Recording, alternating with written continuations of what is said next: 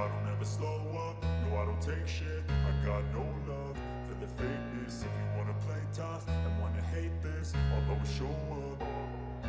I don't ever slow up, no I don't take shit. I got no love for the fakeness. If you wanna play tough and wanna hate this, I'll always show up and make a statement. I don't ever slow up, no I don't take shit. I got no love for the fakeness. If you wanna play tough and wanna hate this, I'll always show up and make a statement. Everything.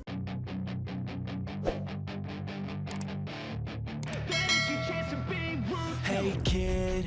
Red Bull KTM Factory Racing takkan pernah melupakan Miguel Oliveira, yang menjadi bagian dari pabrikan Austria sejak level junior.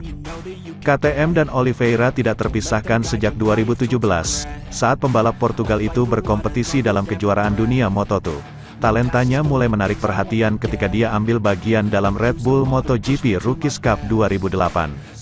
Namun, kemenangan perdana di Moto3 Italia 2015, serta keberhasilannya menduduki peringkat kedua klasemen akhir, merupakan faktor yang meyakinkan KTM untuk membawa Oliveira ke struktur penjenjangan rider muda. Sebelum melangkahkan kaki ke kelas MotoGP bersama T3 Racing pada 2019, Oliveira adalah atlet pertama yang menapaki setiap langkah di tangga Red Bull Rookies dan MotoGP KTM GP Academy. Musim 2020, Oliveira mencatatkan 2 kemenangan, yakni di Grand Prix Austria dan balapan kandang Grand Prix Portugal.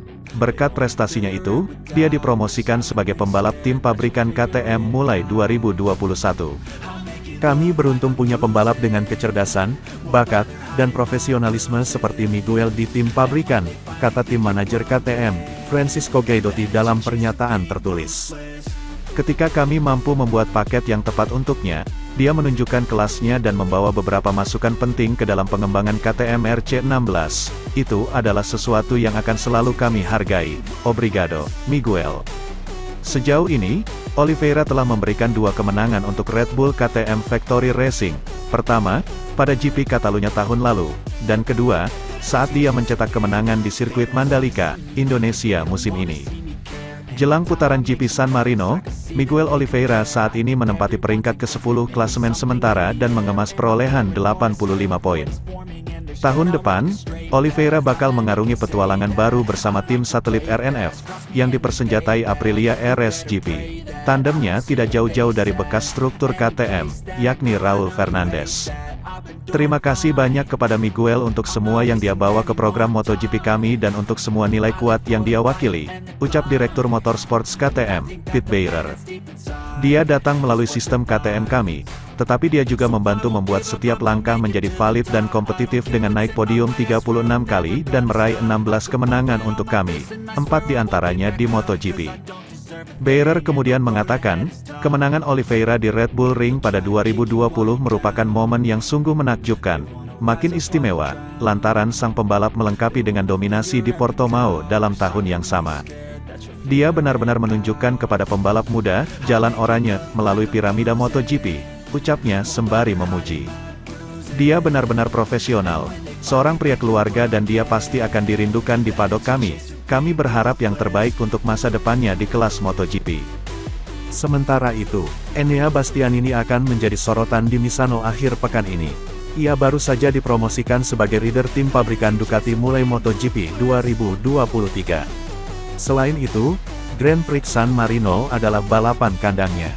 Ducati akhirnya memilih Enea Bastianini untuk mengisi slot dalam skuad utama mereka mendampingi Francisco Bagnaia.